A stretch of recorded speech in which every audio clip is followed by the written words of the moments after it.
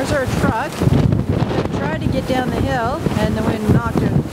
One, it slid, and also the wind by force has put it into the gully. The big gully that's been sitting there waiting to be filled. Man, I could barely stand out here.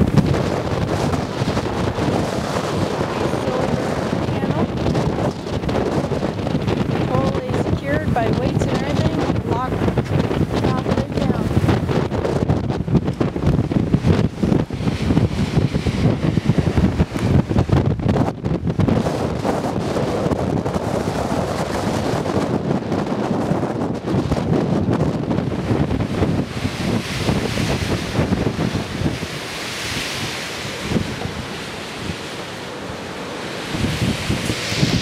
Murray's roof, as you saw earlier, in that corner, near lifted it right off until Tony ran over there to tell them where he was hanging on to it to keep it from flapping, and they braced it with some wood pieces.